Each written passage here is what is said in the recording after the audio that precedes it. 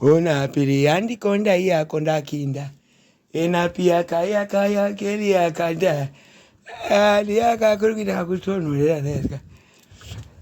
Bazvangu makuwa zvangu izvo zviso nyimbo rwagwa rababa wake. Banonotaura baba wake kapagora. Nchida kuvaudza kuti ndourongwa watinawo. Wachingotaura wachiti kamwana kacho kakabata ropa iwe. Kane zvikwamba iwe wanotongwa kane zvikwamba zvako. Ndezvangwe. Tongwe nezvitokoroshini.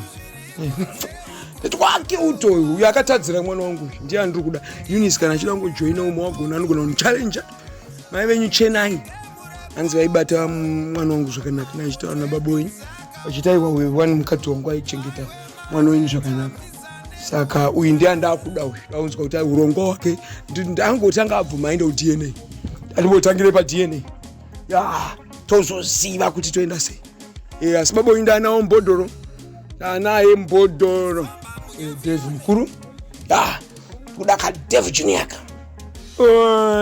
zvekuti kana tusanda wana twako kuri tukukona ngati kuye kati tole Mubhodhoro ngati ndana baba wako Mubhodhoro waza power mfana unomedzwa iwe yebrane tikundwenyu tikudiki ndikonzi uzi wakauraya munhu wanje ndiye nono wakauraya dzinza rese mfana wachizwa tukwari wakangouraya munhu wanje ndi challenge kwenewe mfana wabweka